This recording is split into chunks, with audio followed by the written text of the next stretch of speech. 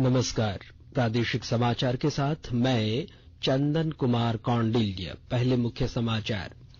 झारखंड स्थापना दिवस के मौके पर 15 नवंबर को राष्ट्रपति द्रौपदी मुर्मू राज्य की 4 महत्वपूर्ण योजनाओं की शुरुआत करेंगी। झारखंड कैबिनेट की बैठक में 34 प्रस्तावों पर लगी मुहर। राज्य सरकार के कर्मियों के महंगाई भत्ता में 15% की वृद्धि का प्रस्ताव मंजूर। कैश कांड के आरोपी कांग्रेस के 3 विधायकों को कोलकाता हाईकोर्ट से मिली जमानत। कल विधानसभा के विशेष सत्र में होंगे शामिल। जमशेदपुर के मानगो थाना प्रभारी को एसीबी की टीम ने 25,000 रिश्वत लेते रंगे हाथों गिरफ्तार किया। और T20 क्रिकेट विश्व कप में इंग्लैंड ने आज एडिलेड में खेले गए दूसरे सेमीफाइनल मुकाबले में भारत को 10 विकेट से हराकर फाइनल में किया प्रवेश। और अब समाचार विस्तार से। झारखंड स्थापना दिवस के मौके पर 15 नवंबर को राष्ट्रपति द्रौपदी मुर्मू 4 योजनाओं की शुरुआत करेंगी। सीएम सारथी योजना, गुरुजी क्रेडिट कार्ड योजना, मुख्यमंत्री शिक्षा प्रोत्साहन योजना और एकलव्य स्किल स्कीम योजना की शुरुआत की जाएगी। ये सभी योजनाएं आर्थिक रूप से कमजोर बच्चों की शिक्षा और नौकरी के लिए बनाई गई है। इन योजनाओं को आज कैबिनेट ने मंजूरी दे दी है। और झारखंड कैबिनेट ने आज 34 प्रस्तावों पर अपनी मुहर लगा दी है। आज पास हुए प्रस्तावों में राज्य सरकार के कर्मियों के छठे वेतनमान में महंगाई भत्ता की दर 203% से बढ़ाकर 212% कर दी गई है। वहीं पेंशनधारियों के महंगाई राहत की दर में वृद्धि की गई है। कैबिनेट की बैठक में राज्य सरकार के कर्मियों के पंचम वेतनमान में महंगाई भत्ता में 381% से बढ़ाकर 396% किया गया। वहीं अमृत योजना रामगढ़ में शहरी जलापूर्ति के लिए 56,281 लाख की लागत से जलापूर्ति योजना की स्वीकृति दी गई। उग्रवाद प्रभावित जिलों में युवाओं को कौशल विकास के लिए कुल 496 पदों के सृजन को स्वीकृति दी गई। राज्य के चिकित्सा महाविद्यालयों संस्थानों में नीट पीजी एग्जामिनेशन द्वारा चयनित उम्मीदवारों का स्नातकोत्तर चिकित्सा विज्ञान एवं PGMDS में नामांकन हेतु पात्रता निर्धारण के संबंध में।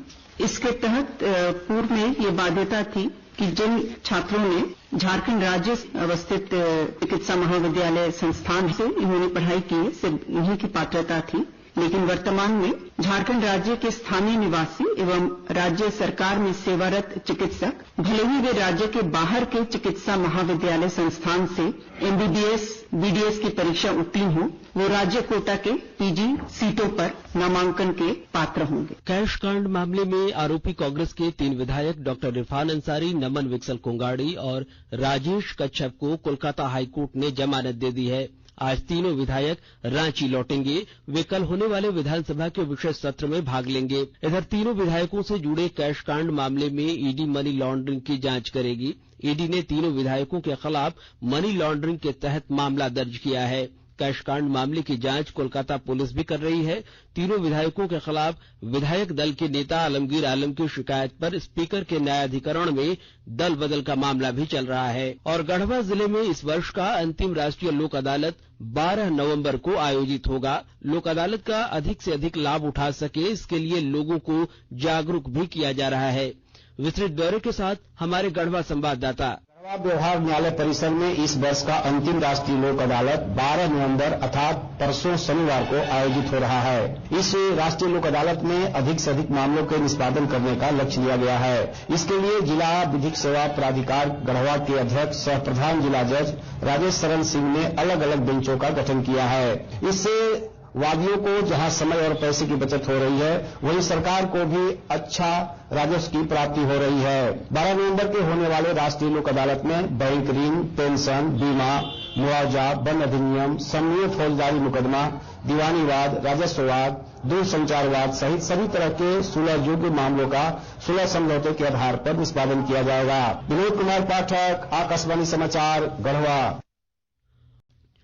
जमशेदपुर के मानगो थाना में पदस्थापित थानेदार राजीव रंजन सिंह को भ्रष्टाचार निरोधक ब्यूरो एसीबी ने 25,000 रुपए रिश्वत लेते रंगे हाथों गिरफ्तार कर लिया है। गिरफ्तार थानेदार पर आरोप है कि कांग्रेस नेता बलदेव सिंह के साथ हुए मारपीट के मामले को मैनेज करने के लिए 50,000 रुपए की मांग की गई थी। हालांकि बलदेव सिंह और जिस व्यक्ति के साथ मारपीट हुई थी, यह दोनों व्यक्ति आपस में सुलह कर न्यायालय पहुंचे और न्यायालय ने जमानत दे दी है। इधर चाईबासा में भारतीय जनता पार्टी ने हेमंत सरकार के खिलाफ धरना दिया। इस दौरान जमशेदपुर महानगर भाजपा के पूर्व अध्यक्ष नंदजी प्रसाद ने राज्य में बेरोजगारी की समस्या पर सरकार को विफल बताया।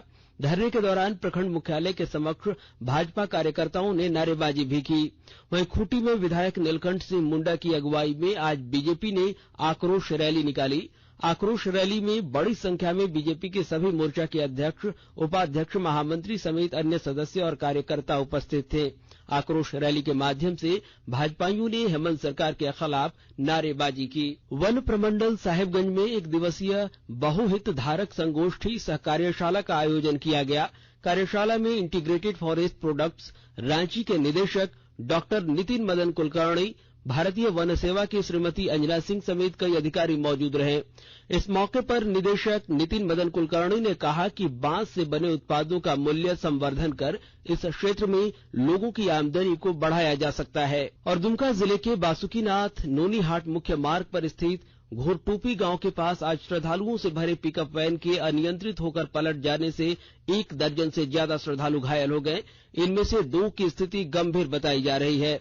पिकअप वैन में सवार सभी श्रद्धालु बिहार के कटिहार के हैं और बासुकीनाथ धाम में पूजा अर्चना कर अपने घर कटिहार लौट रहे थे। वहीं धनबाद जिले के बलियापुर थाना क्षेत्र में आज सिंदरी के पूर्व विधायक आनंद महतो सड़क हादसे में घायल हो गए।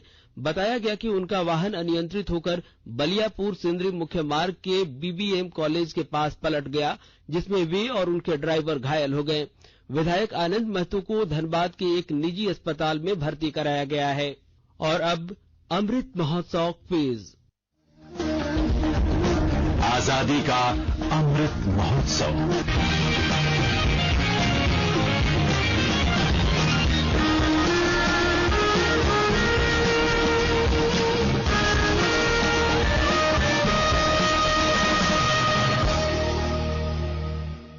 देश के 75वें स्वाधीनता दिवस समारोह के उपलक्ष्य में आजादी का अमृत महोत्सव के अंतर्गत प्रादेशिक समाचार एकांश आकाशवाणी रांची द्वारा स्वाधीनता संग्राम और उसके गौरवशाली इतिहास पर 18 अगस्त 2021 से साप्ताहिक अमृत महोत्सव क्विज का शुभारंभ किया गया है। यह क्विज प्रत्येक बुधवार को शाम 7 बजे प्रसारित होने वाले प्रादेशिक समाचार में शामिल किया जा रहा है। अमृत महोत्सव क्विज में आकाशवाणी समाचार रांची के साथ सेंट्रल कोलफील्ड्स लिमिटेड और मिशन ब्लू फाउंडेशन सहयोगी के रूप में शामिल हैं।